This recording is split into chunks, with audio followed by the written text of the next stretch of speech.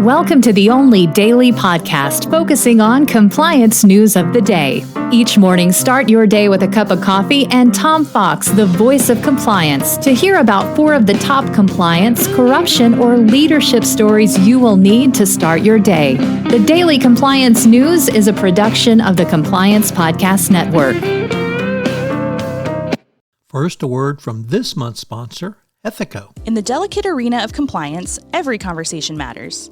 Traditional methods can leave callers feeling unheard, but Ethico changes the game. Our empathetic interview technique reshapes compliance calls into powerful, compassionate interactions, ensuring no crucial detail is missed.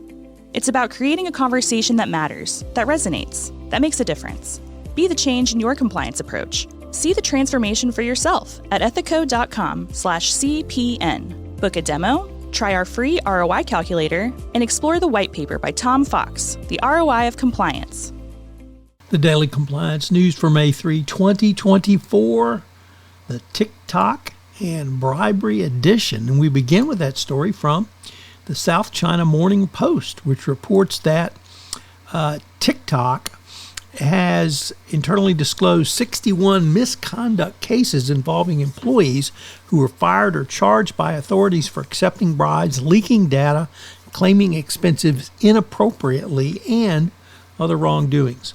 4 employees were detained for accepting large sums of kickbacks from external partners. I think that's called bribery. So I don't know.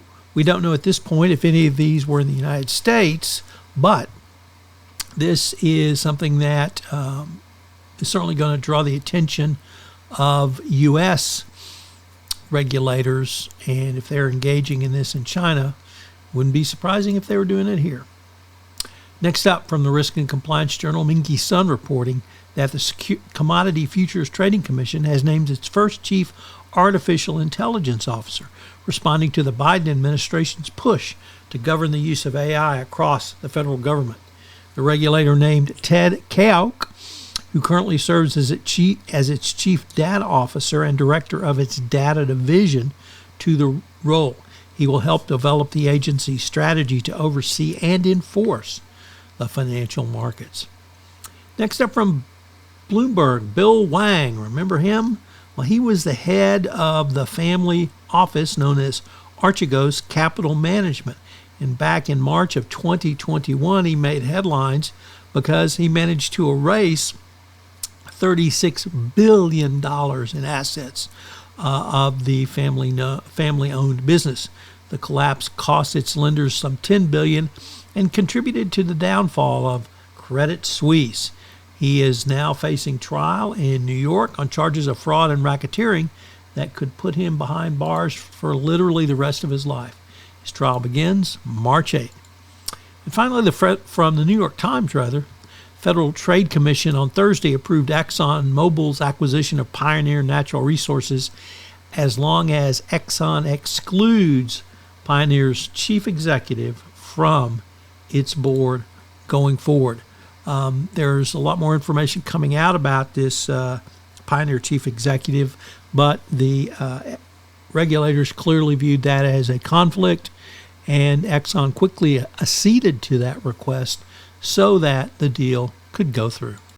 They are not what is called managerial cities, and managerial cities can have multiple times or multiple companies or industries or verticals located in them, and then many can work remotely, thereby increasing productivity. As I mentioned at the start of this podcast, this month's sponsor for the entire Compliance Podcast Network is Ethico.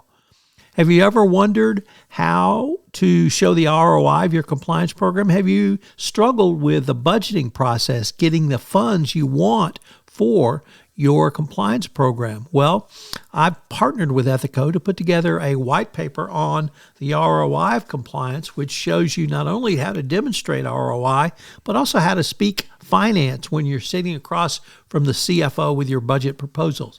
Check out the website and get the white paper.